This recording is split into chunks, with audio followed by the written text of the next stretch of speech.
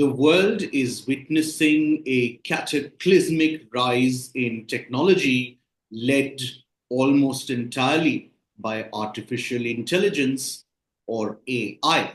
And I don't think there's a single sector or realm or facet of personal life or professional life that has not been impacted by artificial intelligence.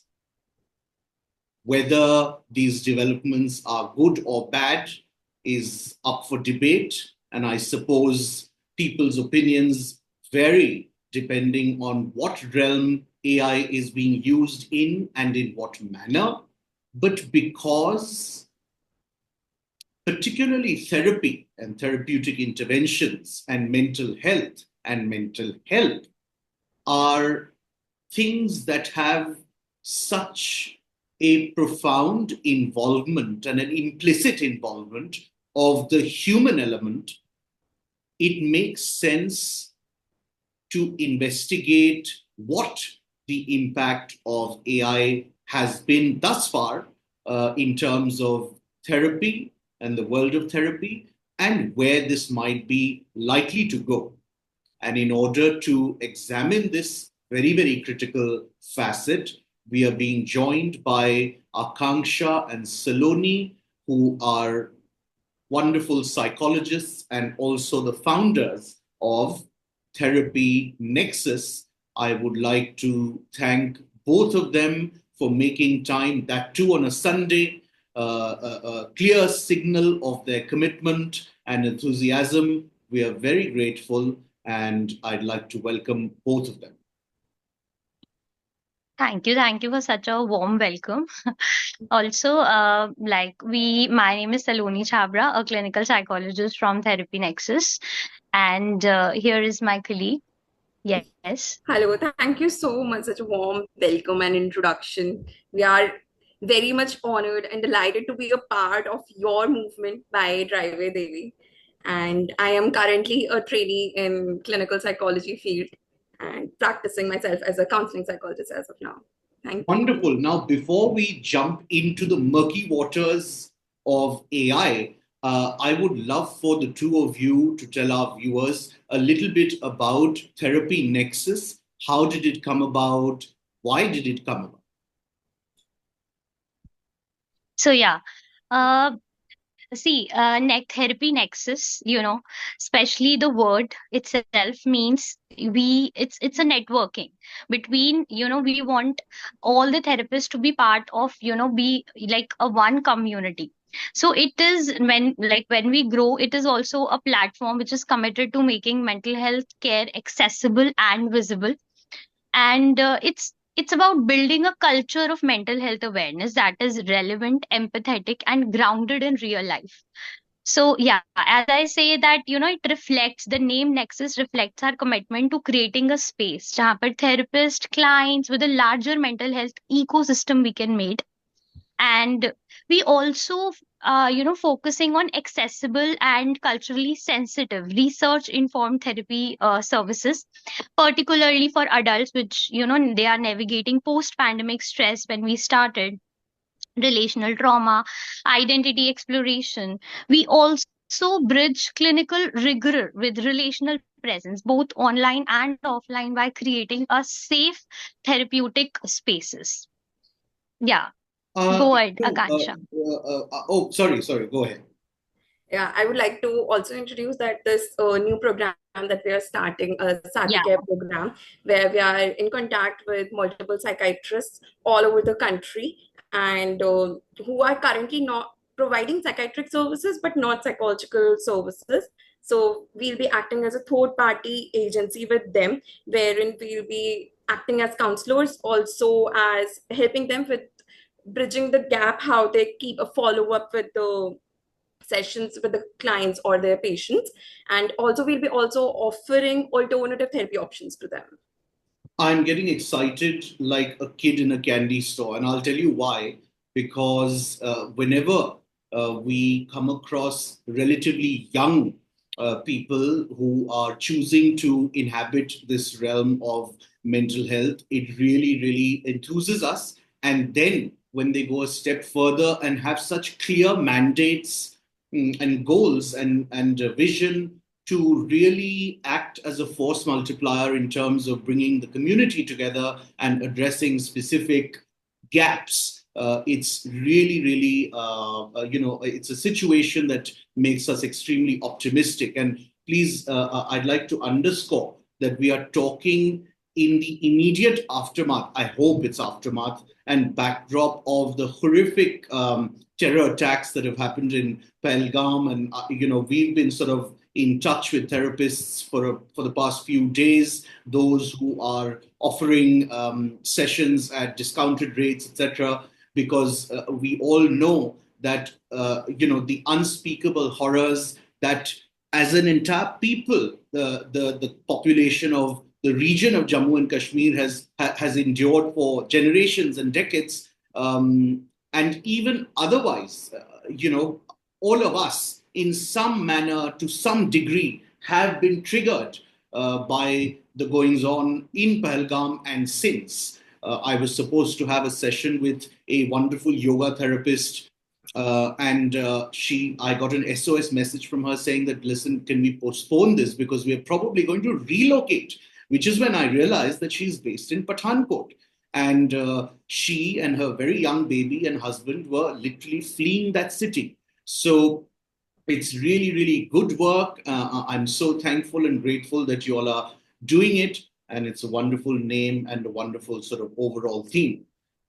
Great. Let's dive into artificial intelligence. And to begin with, why don't you share your most sort of fundamental observations in terms of in what manner have you seen artificial intelligence come into the therapeutic space?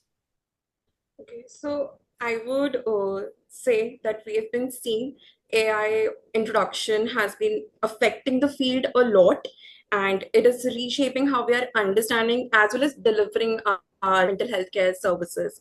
There are a lot of AI chatbots that have been introduced. Like there is one Bangalore-based named Visa.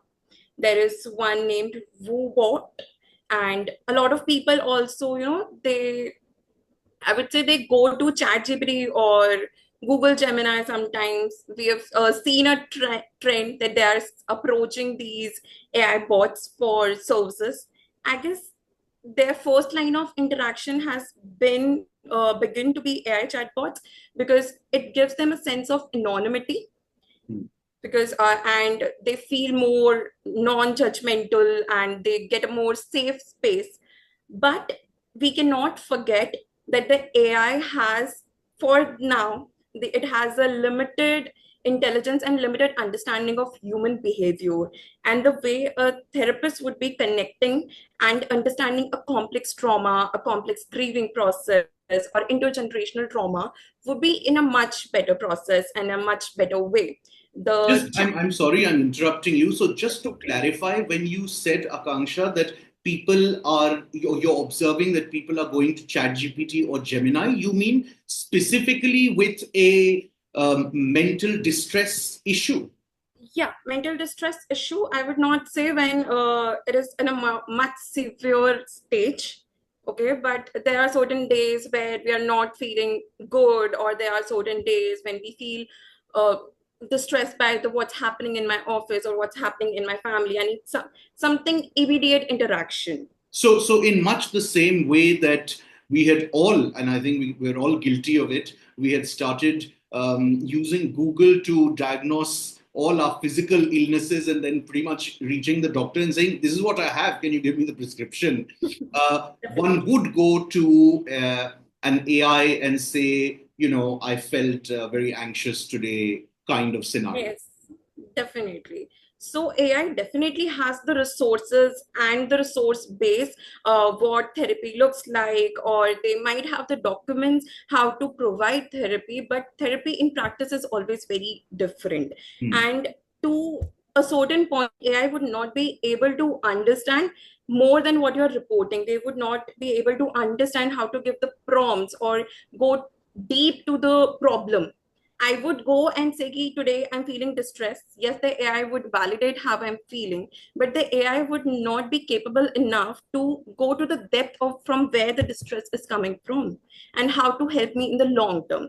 And often we have seen that when you go to AI for support, the immediate, the last resort that they be suggesting is it's always better to consult a mental health professional.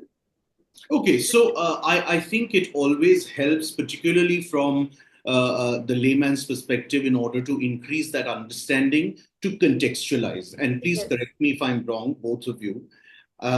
Is it therefore accurate to say that, let's say there are two people and those two individuals input exactly the same thing into AI, saying, I felt anxious today?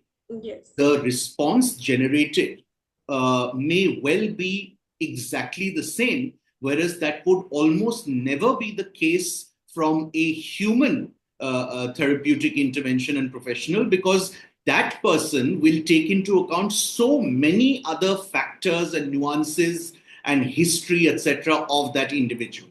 Yes, totally correct. Yeah. Also, I And think yeah, it would not be considering the history also, and it only takes feedbacks from the people. But as we dive into psychology, every individual is different. The every response is unique. But like from all the responses, AI takes feedbacks. But it is a machine. AI doesn't know that how to respond to every individual needs. So I think this is the point which is lacking. two more thoughts are Like you. coming two more thoughts are coming to my mind yes. related to this. Would it also be accurate to say that obviously, because there's a certain younger demographic that is, in any case, the kind of people and the generation that is tech savvy and using technology in any case, are the major bulk of the people who are going to AI for even therapeutic queries. Definitely. And my second thought is that because so much of AI and what it recommends and what it generates is incumbent on how accurate and detailed your input is, Yeah. that makes a lot of difference, because it really boils down to what kind of a brief you put in. Yes. It would also, I guess, another thing that matters here is when I am typing in to an AI chatbot that I'm feeling distressed, the AI would only capture and catch what I'm saying. There are a lot of non-verbal cues that we take into account when I or any other mental health professional would be giving therapy in person. So, and I think that's some, an absolutely critical point. And I can relate to that as somebody who continues to be in therapy and teaches a public presentation, and of which, therefore, body language, non-verbal communication, etc., are so very critical. One's hand movements, one's body posture, one's eyes, all expressions, all of this is, of course, unseen by AI, although I do believe, and I'm not up to date, so don't take my word for it, but there are AI platforms or bots being developed that will be able to see through a camera setup, yeah. all of that visual stuff also that we're referring to. We have talked about, of course, direct therapeutic intervention, and how perhaps for very, very understandable reasons, a human involvement is still, at least for now, thank God, much more, let's say, wise and mature and appropriate and accurate to every specific case. Are there any other areas in which you see AI influencing the world of therapy? And do you also feel that any of that may be a positive development?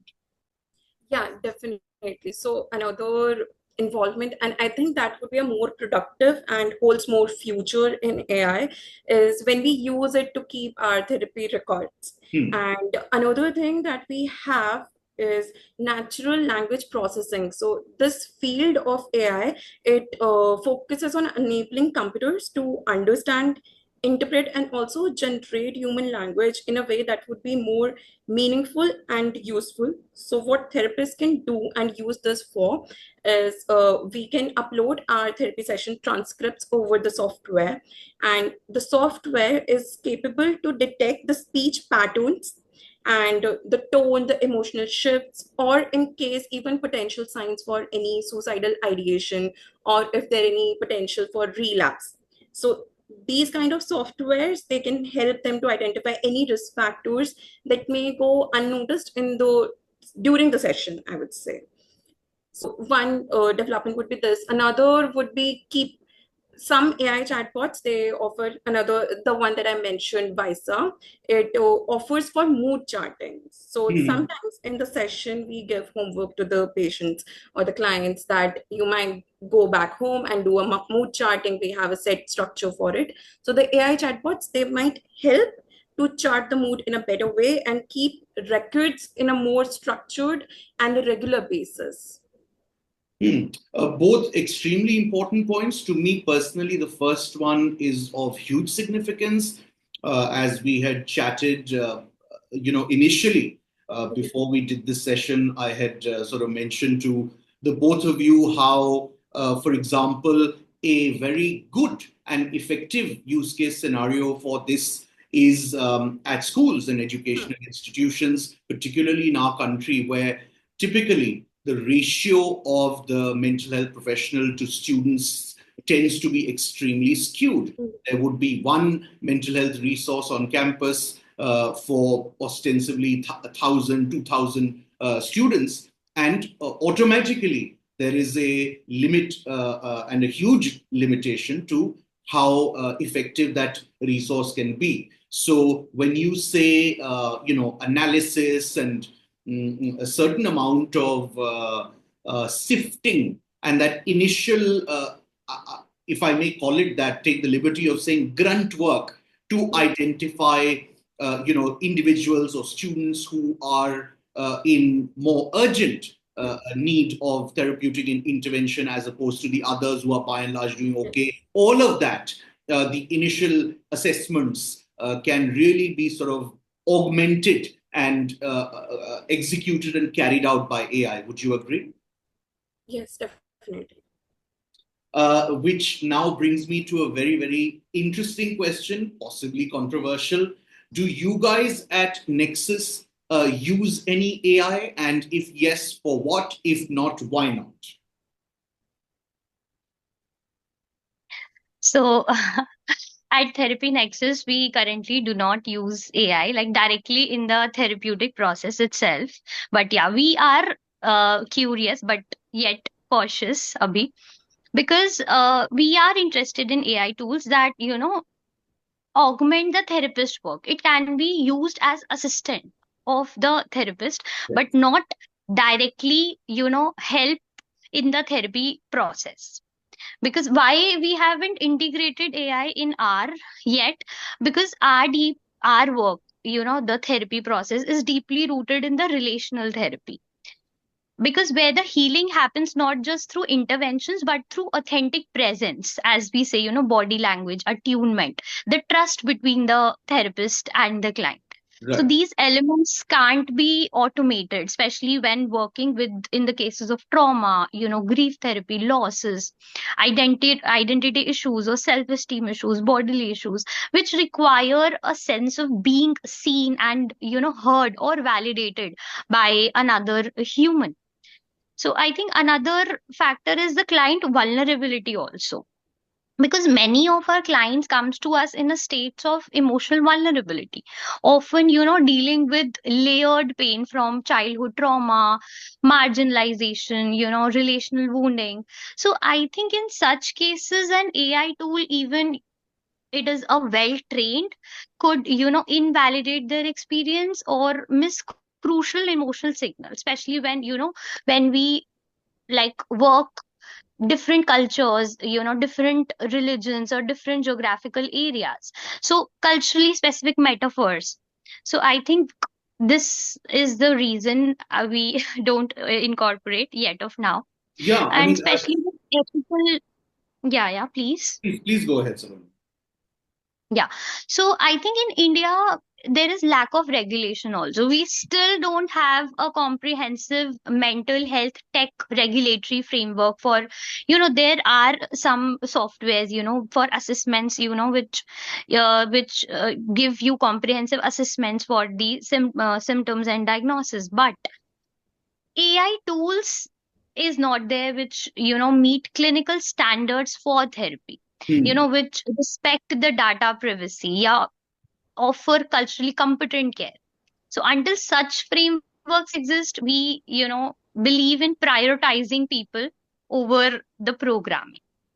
You have raised absolutely critical points, Saloni. I can't agree with you more. Uh, I don't know if either of you is a gambling person, but do you want to hazard a guess where this may be going? What kind of evolution do you see in terms of AI in the therapeutic space? Sorry? Yeah, in yeah.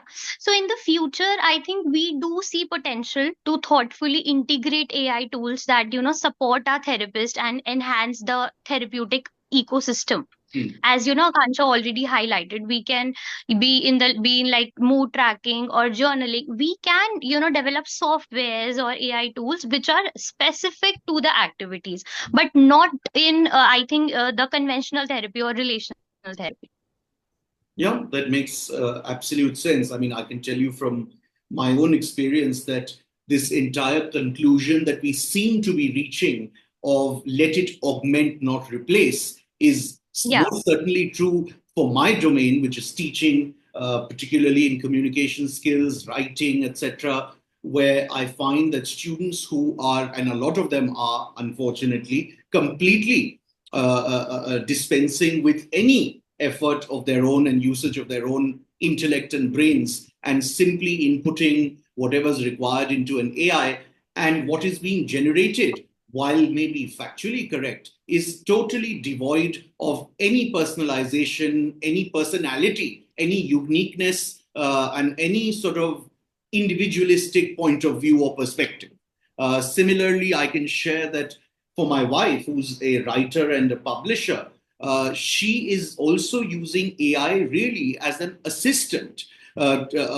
Perhaps what she would have hired an intern for to do certain amount of research, etc., is what now the AI does and sort of gives it to her. But certainly, the actual writing is being done very much by her. She might even after that use it for a certain amount of edits, etc. But yeah, that's about it.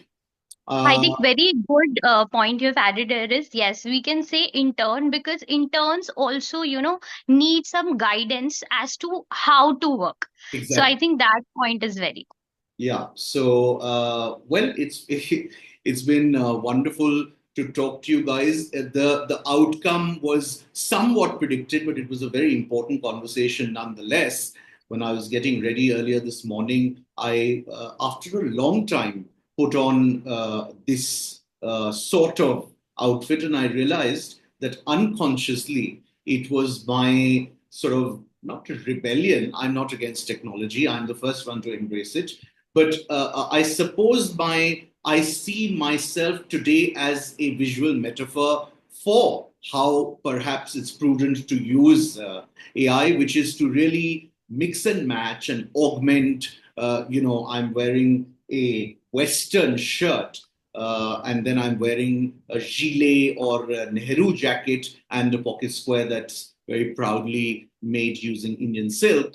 So I think mix and match and augmenting, complementing is the way to go in most sectors of work and not let it completely replace. Certainly not in the therapeutic space, which is so human, so it also calls into question larger philosophical things like does AI have empathy? Does AI have a conscience? all of these things sort of come into play. And I think those are things that will only be the sole preserve of human beings, because that's what makes us human. So any parting thoughts before we close?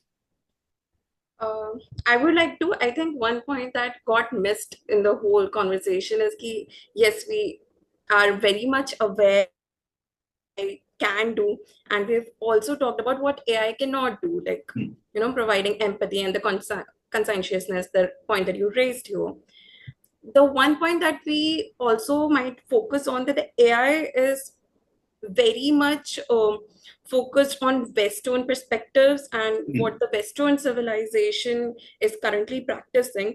The inputs that sometimes AI gives, they might be very, I would put more as a key, might not be appropriate and unequipped for an Indian population. For example, as a working woman, or as, for example, if there is somebody, a married working woman, the AI might suggest that set a boundary with your family. But for a working or a young woman in an Indian family, it would be a very difficult task to do. Absolutely. No, I So think appropriate that in is terms something of that therapy. Saloni Yeah. very rightly alluded to earlier when she said, and if I understood correctly, because India in any case is so diverse, so complex, so heterogeneous, cultural context, conditioning changes every few hundred kilometers. No, the fact that the AI as of now, as you're very correctly saying, is so generic, and that too more attuned to a Western sensibility. For it to be here and then further get into the nuances of every region, every community, that's a long way to go. Wonderful. Thank you very much to both of you once again for making time on a Sunday. It's been a lovely chat. We hope to be in touch. All the best with the very, very critical work that you're doing. Thank you. Thank you so Thank much you for for inviting us. Yeah, thank you for providing such an opportunity and such a good topic and insights into AI and therapy. And I think this would, in to our layman population, it will give some, psychoeducation. So as to how, you have to set a boundary to use AI, how to give prompts, and, how to set a boundary in which you are not like vulnerable to AI.